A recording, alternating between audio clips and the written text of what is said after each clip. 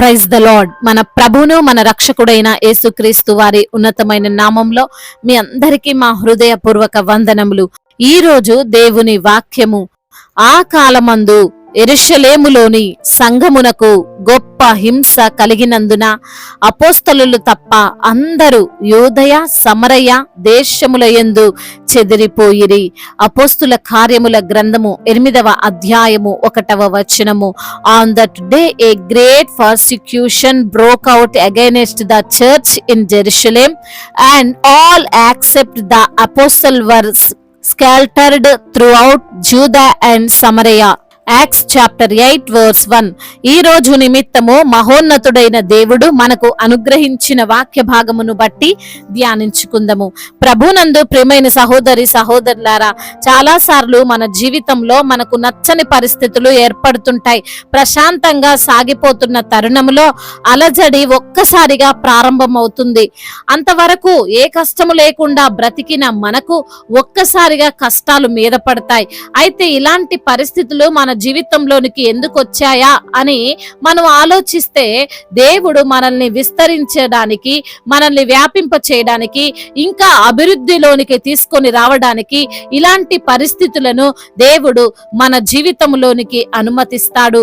ఆయన మన మంచి కోరే, ఆయన మన ఎదుగుదల కోసమే అలాంటి స్థితిగతులను మనలోనికి ప్రవేశింపజేస్తాడు. నీవు ఈ రోజున ఇలాంటి పరిస్థితులనే ఎదుర్కొంటున్నావేమో.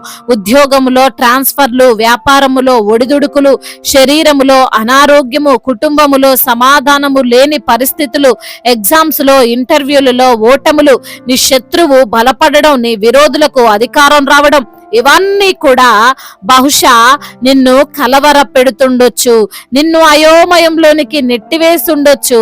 అయితే దేవుడు అంటున్నాడు, నువ్వేం కంగారు పడకు. నీ జీవితంలో ఇవి సంభవించాయి అంటే నీవు ఇంకా బలము పొందుకోబోతున్నావు, నీవు ఇంకా అభివృద్ధిలోనికి నడవబోతున్నావు, నీ శత్రువు కంటే ఉన్నత స్థితిని నీవు అధిరోహించబోతున్నావు, నీవు అద్భుతంగా హెచ్చించబడబోతున్నావు. నీకు వచ్చిన ఈ అప్పుల సమస్య వలన నీవు ఆర్థికంగా ఇంకా దృఢముగా అవ్వబోతున్నావు. లేఖన భాగములో మనం చూసినట్లయితే, ఆ కాలమందు యెరూషలేము సంఘముకు గొప్ప హింస కలిగింది అని వ్రాయబడి ఉంది. సంఘం ఎవరిదండి? దేవునిదే కదా. అలాంటి సంఘానికి శ్రమ కలిగింది అంటే, ఒక కష్టం వచ్చిందంటే దేవుడు వారిని విడిచిపెట్టాడని, వదిలివేశాడనా? కానే కాదు. ఆ యొక్క హింసను బట్టి తన యొక్క సంఘాన్ని ఇంకా అభివృద్ధి చేయాలనేదే దేవుని యొక్క సంకల్పం. మనము జాగ్రత్తగా ఆలోచించగలిగితే, సంఘము ఏర్పడక ముందు హింస కలుగలేదు.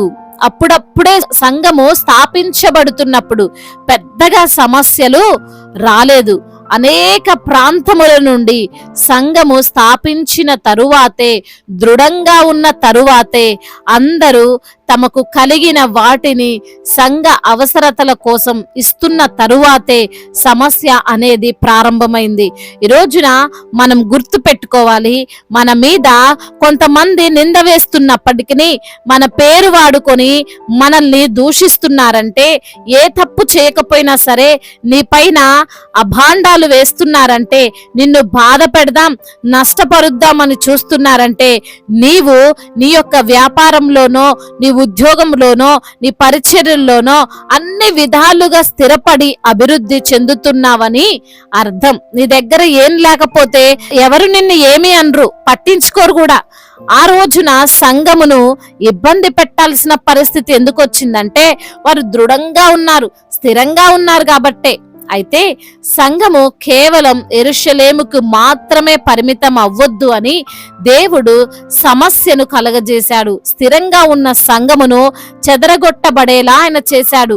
అప్పుడు అపోస్తులు తప్ప మిగిలిన వారందరూ కూడా యూదయ సమరయ దేశములోనికి చెదిరిపోయారు. చెదిరిపోయిన వారేమి ఖాళీగా లేరండి. దేవుని సువార్తను అక్కడ కూడా ప్రకటించారు. అక్కడ సంఘాలు స్థాపించబడ్డాయి.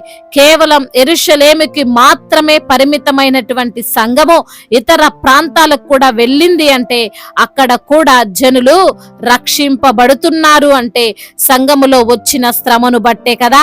ఈ రోజున మనము విస్తరించబడుటకే, మనము ఆశీర్వదింపబడుటకే, మనము అభివృద్ధిలోనికి ప్రయాణించుటకే దేవుడు కొన్నిసార్లు చెదరగొడతాడు. ప్రశాంతంగా ఉన్న జీవితంలో అలజడి మొదలవుతుంది. దానిని మనము ఈ రోజున గ్రహించాలి. కాబట్టి నీవు ఈ యొక్క సమయంలో, ఈ దినముల్లో చూస్తున్నటువంటి కష్టాన్ని చూసి భయపడకు, నాకెందుకు ఇలా జరుగుతుందని దిగులు పడకు. దేవుడు నిన్ను ఇంకా గొప్ప స్థానములో నిలవబెట్టబోతున్నాడు. మంచి ఆరోగ్యముతో, దృఢమైన ఆర్థిక పరిస్థితితో నింపబోతున్నాడు అని విశ్వాసముతో జీవించు. దేవుడు ఈ మాటలను దీవించి మన హృదయములో ఫలింప చేయునుగాక. వాక్య భాగమును బట్టి ప్రార్థించుకుందాము. ప్రతి ఒక్కరు కూడా ప్రార్థనలో ఏకీభవించగలరు. ప్రార్థన. మహాశక్తి సంపన్నుడా, మహోన్నతుడా, కృపా కనికరములు కలిగిన దేవా, జీవాధిపతి, మీకు వందనములు, స్తుతులు, స్తోత్రములు చెల్లిస్తున్నాం. అద్వితీయ దేవుడవు, ఆరాధనకు యోగ్యుడు ప్రభా, నీకు వందనములయ్యా. అవునయ్యా, కష్టాలు వచ్చినప్పుడు కృంగిపోవద్దని, అయా శ్రమలు ఎదురైనప్పుడు ఆందోళన చెందొద్దని ప్రభా. మరి తండ్రి, ఆ రోజున యెరూషలేములో సంఘములకు గొప్ప హింస కలిగినందు వలనే ప్రభా అందరూ ప్రభా అన్ని దేశముల యందు చెదిరిపోయారయ్యా. అప్పుడే తండ్రి మీ యొక్క నామము ప్రకటించబడింది, సువార్త ప్రకటించబడింది, అనేకులు రక్షింపబడేవారుగా ఉన్నారు ప్రభా. నా తండ్రి, అయా చెదిరిపోయిన సంఘము ద్వారా తండ్రి కార్యాలు జరిగాయి నా తండ్రి. అదే విధంగా ప్రభా ఈ రోజున మాకు ఎదురవుతున్న కష్టాలు, ఇరుకులు, ఇబ్బందులు, వాటన్నిటిలో నుండే మాకు ఆశీర్వాదం అని తండ్రి జ్ఞాపకం చేశారయ్యా. అవును ప్రభా, మమ్మల్ని విస్తరింప చేయడానికి, మమ్మల్ని ఫలింప చేయడానికి, మమ్మల్ని అభివృద్ధి పరచడానికి, మమ్మల్ని తండ్రి దీవించడానికి ప్రభా అయా మీరు మాకు తండ్రి ఇప్పుడు కలగజేసినటువంటి శోధనైన, శ్రమైన ఏదైనా ప్రభా అయ్యా అది మా మేలు కొరకే అని తండ్రి జ్ఞాపకం చేసిన దేవా మీకు స్తోత్రములు తండ్రి. ఈ రోజున ఎందరైతే బిడ్డలు అయా వాక్యమును విని ఉన్నారో ప్రతి బిడ్డను మీరు పేరు పేరున దీవించండి తండ్రి, ఆశీర్వదించండి. వారికి ఉన్న ఇరుకుల నుండి, ఇబ్బందులన్నిటి నుంచి కూడా విడుదల దయచేయండి. ఆత్మీయతలో ఎదుగుదలను వారికి మీరు అనుగ్రహించండి ప్రభా. విశ్వాసములో వారిని పురికొల్పండి అయ్యా. అనారోగ్య సమస్యలను యేసు నామములో కొట్టివేయండి. మంచి ఆరోగ్యమును వారికి దయచేయండి.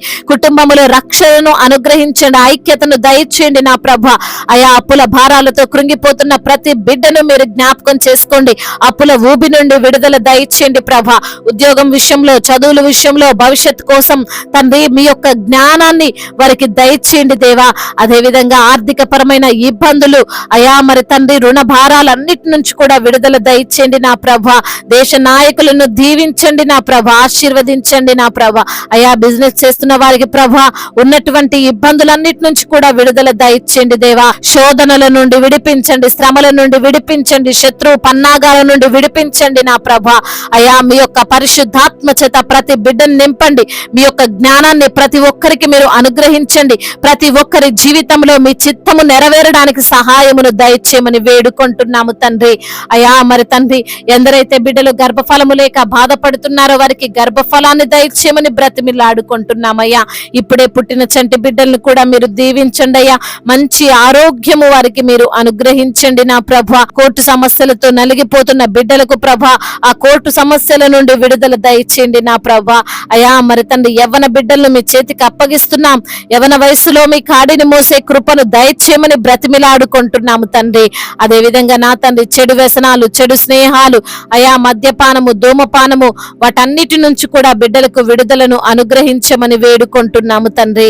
అదే విధంగా నా ప్రభా అయా దైవ సేవకులను మీరు దీవించండి, సంఘాన్ని విస్తరింప చేయండి ప్రభా. సంఘానికి మీరు శిరస్సై ఉండండి నా తండ్రి. అదే విధంగా వివాహాల విషయంలో ప్రభా మీ చిత్తం ఏమిటో బిడ్డలకు బయలుపరచమని వేడుకుంటున్నాము తండ్రి. ఇతర దేశాల్లో ఉంటున్న ప్రతి బిడ్డకు మీరు తోడై ఉండండి. విరిగి నలిగిన హృదయము మీకు ఇష్టమైనటువంటి బలి ప్రభా, విరిగిన మనస్సే నీకు ఇష్టమైన బలి నా దేవా. అయా బిడ్డలు ప్రార్థిస్తుండగా వారి కన్నిటిని తుడవండి, నాట్యముగా మార్చండి. దుఃఖముకు ప్రతిగా రెట్టింపు ఘనతను దయచేయండి.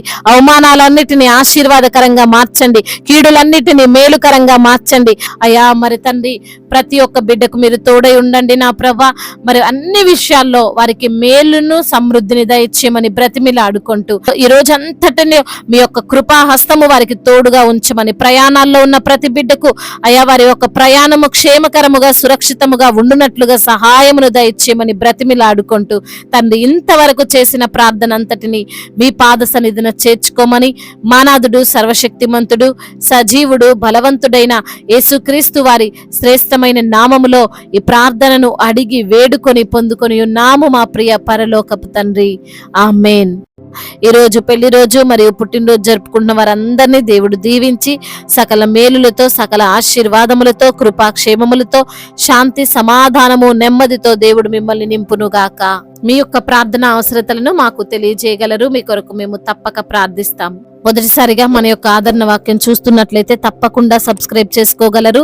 ఈ వాక్యము మీకు ఆశీర్వాదకరంగా ఉండినట్లయితే కనీసం ఒక 10 మందికైనా ఈ యొక్క వాక్యాన్ని పంపి మీరు కూడా దేవుని యొక్క రాజ్య సువార్తలో పాలిభాగస్తులు కావాలని దేవుని పేరట మనవి చేసుకుంటున్నాను. దేవుడు మిమ్మల్ని ప్రేరేపించినట్లయితే విశ్వాసముతో సాగుతున్న ఈ పరిచర్యను ప్రోత్సహించండి. May God bless you all. దేవుడు మిమ్మల్ని దీవించి బలపరిచి స్థిరపరచును గాక.